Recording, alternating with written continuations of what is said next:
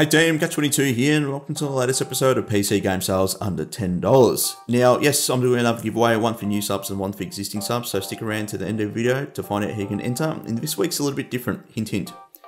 Now, onto the first game, The Walking Dead and 400 Days DLC pack, currently on sale in Green Man Gaming for $7.49, and you can get a 20% off voucher, which I'll link in the description below. Now, this game is simply superb. It plays out like a bit of an action sort of adventure game, and it's not too difficult, but what is really difficult is actual choices that you have to make. You become really attached to some of the characters, and it can be quite emotional at times.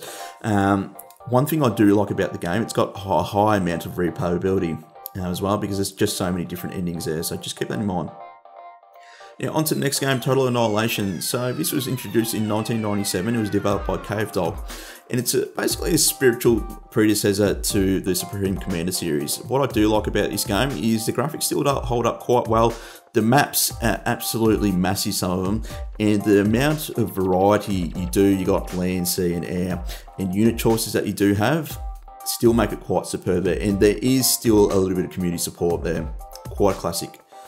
Now, on to the next game, Killing Floor. So it's a little bit older. It was introduced in 2009, and basically it was developed by Tripwire Interactive. Now, if you played Call of Duty Black Ops Zombies, this is very, very similar. It plays out very similar to that. As in, you do have quite a fair few weapons that you get to choose from. The enemy variety is fairly decent, but what I do really like about this game, it's got really good post-developer support, and it's got Steam Workshop support. So there's always things and specials on that keep things interesting. Now, on to the next game, Saints Row 4. So basically, this game was only introduced last year and it got fairly good reviews there, and I think it's an absolute bargain for $9.99 on Gamersgate. You play a president and you come across magical powers, you play in different sort of time frames, and it's like a less serious version of Grand Theft Auto, and I think it's really good for a laugh. The graphics are really polished, the gameplay is polished. What I tend to find though is because you got those superpowers, you don't tend to use any weapons or anything like that. It's quite boring.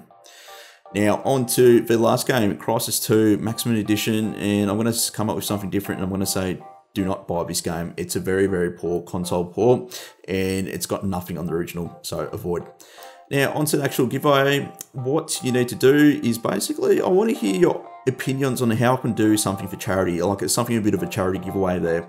That applies for both new subs and existing subs, so please do give me a bit of a heads up there. Just tell me what you think. So that wraps up this episode, guys. Catch22 out and have a good one.